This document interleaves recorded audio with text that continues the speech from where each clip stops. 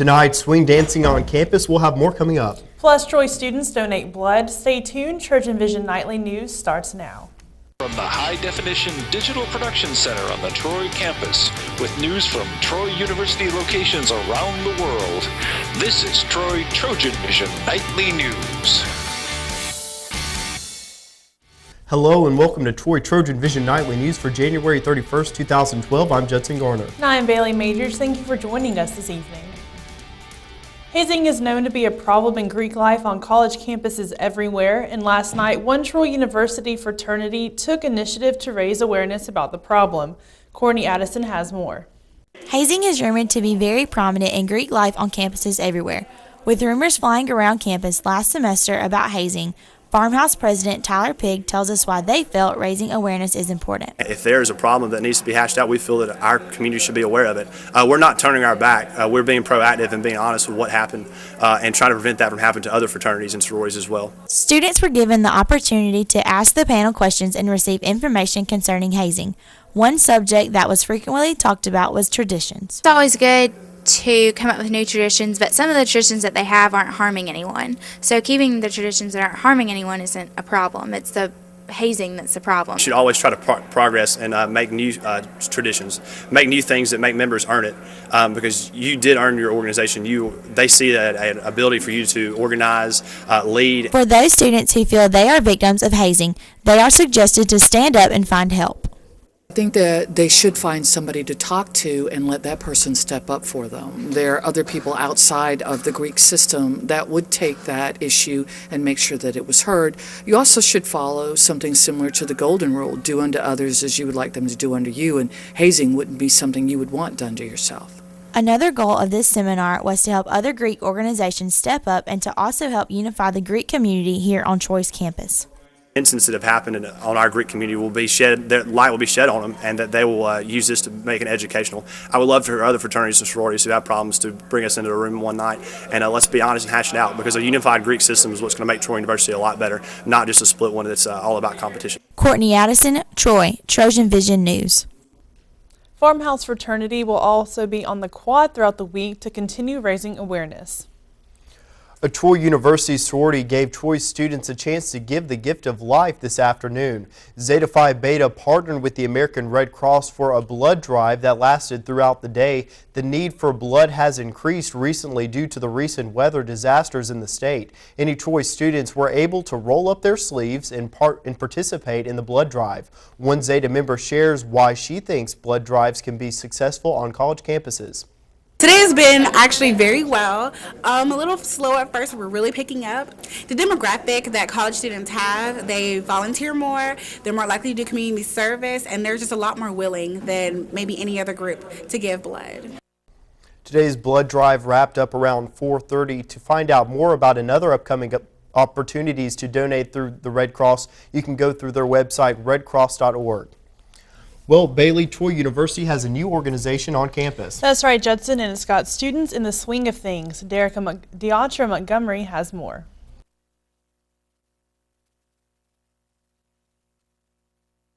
The club was created by two students interested in teaching swing dance on campus. Well, last spring, me and one of my friends, Aubrey, who's the vice president, were talking about forming a swing dance club. She's had a lot of experience with swing dance from her hometown and stuff like that, and I've had a little as well. And there was no group like that on campus, no place where we could go and really do swing dance or anything of the kind. So we kind of got the idea to just start something and see how it goes. The founders of the club hope students gain an appreciation of a different type of dance that students are aware of but has not tried. Hoping that Troy students have a place where they can have fun, where they can appreciate new types of dancing, where they can just kind of meet new people and just kind of have a place to take a break from studying and I guess be well-rounded. While some came because of the influence of their friends, others came out eager to learn this dance craze and to even practice it after club meetings. We'll have a short lesson, and after that, just kind of free dance. We'll be able to work with different people who might need some help with different moves that we learned, and just have time to go from there. Deatra Montgomery, Troy, TrojanVision News. The Trojan Swing Dance Club will be meeting every Monday night at 8 p.m. in Wright Hall Gym. And now taking a look at news from around the state, a state senator from South Alabama has proposed a bill that would use fees paid for traffic violations such as DUI and reckless driving to fund research into spinal cord injuries. Democratic State Senator Mark Healy of Grove Hill announced plans for the bill at a news conference Monday at the University of South Alabama in Mobile. A former security officer for the Birmingham City School System has pleaded guilty to a child pornography charge. The U.S. Attorney's Office in Birmingham says 60-year-old Michael Wayne Wooten of Alabaster pleaded guilty today to 1 count of production of child pornography. He is to be sentenced on May 2nd. An Alabama lumber giant is expanding again, this time in Virginia. The Abbeville-based Great Southern Wood Preserving Incorporated says its subsidiaries have purchased the Rocky Top Building Products companies based in Rocky Mountain, Virginia. Still to come on TrojanVision Nightly News, find out about one basketball player's journey just to make it on the court. Danielle Percival will have the details in sports. Plus, there are only 2 Republican presidential candidates battling it out in Florida, as the other 2 have their sights set on Nevada. We'll have more on that after the break. Florida voters head to the polls following a bitter Republican primary campaign. I'm Danielle Nottingham in Tampa. I'll have the story coming up. Over the course of time, Troy has consistently turned out quality graduates. We're trying to develop future leaders. If it had not been for Troy University, I would have never had the honor of being the Alabama Teacher of the Year. We want to educate the mind to think, the heart to feel, the body to act. And we do that within the framework of one real university. Troy University, in class, online, within reach. Troy.edu. The first must-have app of 2012 is here. The Troy University app, available at the iTunes App Store, puts information and interaction with Troy University at your fingertips even when you're on the go. Whether you're a student, a faculty or staff member, alumni, or a friend of Troy University, you'll find the Troy app indispensable. Students can work on online classes and get information about courses. Plus, there are campus maps, a staff directory with email and phone numbers, information about athletics, news, and much more. Get it today. The Troy University app for iPhone, iPad, and iPod Touch. From the high-definition digital production studios of Troy University, you're watching the award-winning TrojanVision Nightly News. And now for a look at what's happening across the nation and around the world, we'll go to Judson Garner at the Global News Desk. Thanks, Bailey. A severe cold snap has killed dozens of people in Europe. Some are freezing to death on the streets. Nita Rasan reports from London. People are bundling up and battling the bitter cold across Eastern Europe. This woman in Poland says, "I have gloves and a warm cap, I can manage." But dozens have died of hypothermia over the past few days. Many were homeless people on the streets. In the Ukraine, temperatures plunged close to -30, the coldest in 6 years. Officials are warning people to stay inside. They opened gymnasiums for shelter, handed out hot food on the streets, and gave blankets to the homeless. Heaters at bus stops offered some comfort. The freezing temperatures are causing cars to break down in Poland. In Serbia, plows cleared piles of snow, and there's more on the way. Forecasters say the extreme weather will keep battering Europe through the end of the week. Rita Nissan for CBS News. Florida voters are choosing the Republican candidate they want to challenge President Obama in November. State polls predict Mitt Romney will finish on top, but Newt Gingrich is still campaigning hard. Danielle Nottingham has the latest from Tampa, Florida. Florida voters are casting ballots for the Republican they want to see challenge President Obama. I am a Mitt Romney fan. Why is that? I like what he stands for. Mitt Romney has a big lead in most polls, and Newt Gingrich is trying to prevent a landslide. While volunteers worked the phones, we'd like to know if Newt can count on your vote. Gingrich signed autographs and posed for pictures. He told reporters this race will not be decided until June or July unless Romney drops out earlier. Romney is sounding more confident by the day, even poking some fun at his chief rival. I know the speaker's not real happy, Speaker Gingrich. He's not feeling very excited these days. I know, it's sad. Republican Party leaders expect a record turnout, more than 2 million voters. Early and absentee voters have already cast more than 600,000 ballots. This has been an exciting time, and I think it's going to be an historic election. After Florida, Romney is expected to do well in the next 5 contests. Nevada, Maine, Colorado, and Minnesota all have caucuses coming up, and they are states where Romney is more organized. Missouri holds a primary next week, and Gingrich is not on the ballot. But Gingrich is pointing to national polls where it's still a close contest with Romney. Good luck and God bless you. He vows to be back in Tampa for the Republican National Convention as the party's nominee. Susan McGinnis, CBS News, Tampa.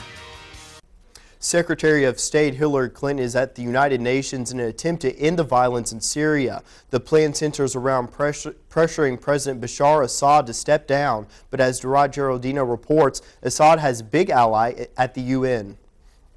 Hillary Clinton arrived at the United Nations to back a resolution demanding the immediate ouster of Syrian President Bashar Assad. The Security Council will now begin its consideration of item 2. Western and Arab countries are pushing for the plan, which calls for Assad to hand over power to his vice president. Assad would have 15 days to step down. If he doesn't, the Security Council could take what it calls further measures, which could include economic sanctions. Russia, which has veto power, objects to the resolution, saying it could lead to civil war or eventual military strikes like the NATO-led bombings in Libya.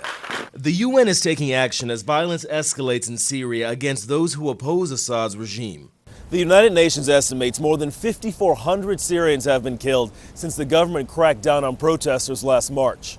The battle intensified Monday when rebel forces captured 2 suburbs of the capital city of Damascus, but by early Tuesday, government troops retook the towns. Rebel groups estimate around 100 people have died this week. وتظهر الكثير وتضخم أحيانا. Syria's ambassador to Russia says Assad has no plans to step down. He says the protesters are nothing more than terrorists who are carrying out a foreign plot. Duarte Geraldino, CBS News, the United Nations.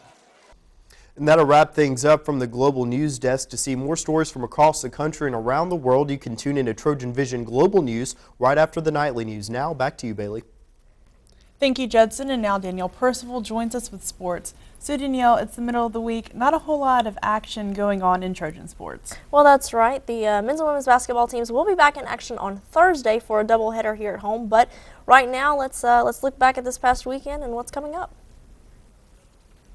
The men's team fell just short of a victory Sunday night against South Alabama, but it was a better showing this time around against the Jaguars. The last time these two teams squared off, the Jags' Freddie Goldstein hit a school record 9 3-pointers in the game in a Jags victory. As Coach Maestri says, this game was a lot closer than the last time these two teams met. Come out the second half and make a great comeback. Actually took the lead with 1 minute and 5 seconds left. Alan Jones hit a basket and gave us a 1-point lead. They got the ball back.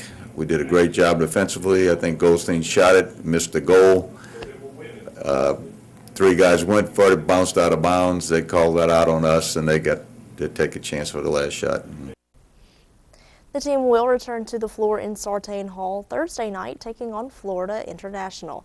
Tip-off is scheduled for 7:30.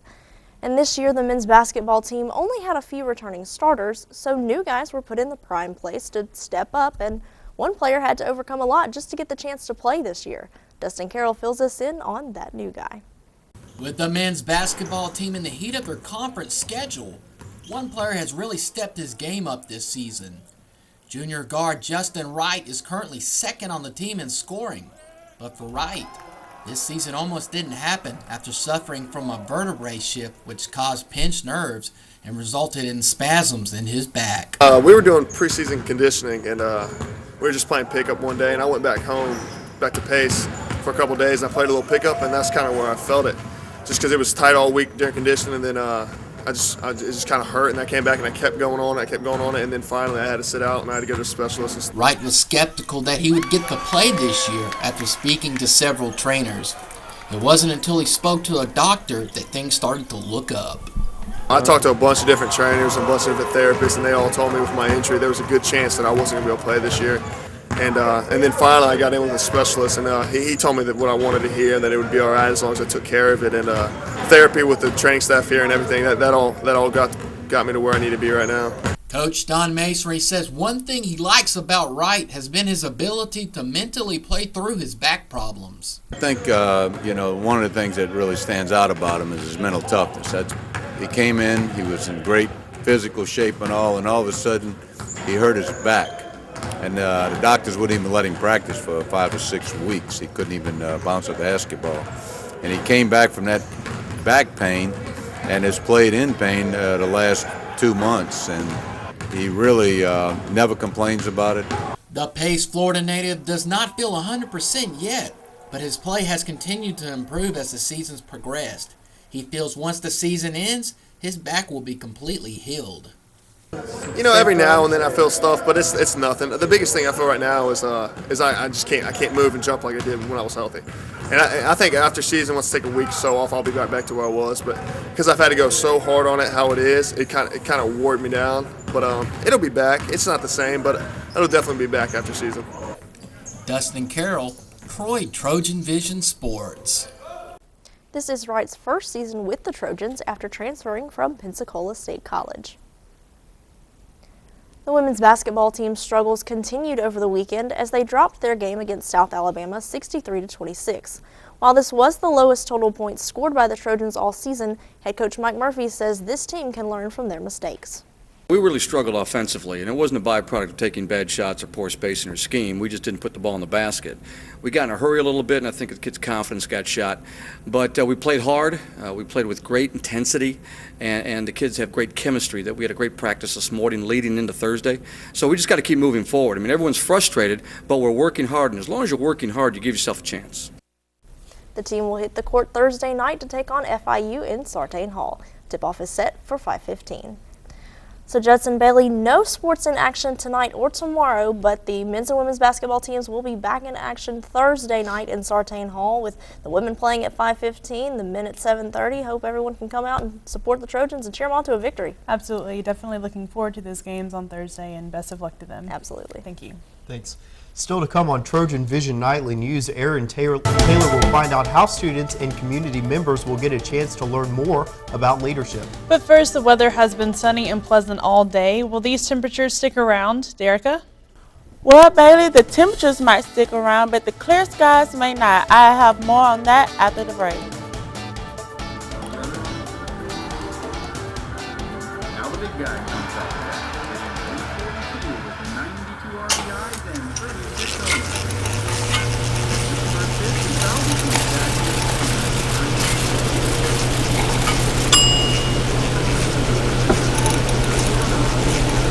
Chill raw and prepared foods promptly. 1 in 6 Americans will get sick from food poisoning this year. Keep your family safer. Check your steps at foodsafety.gov.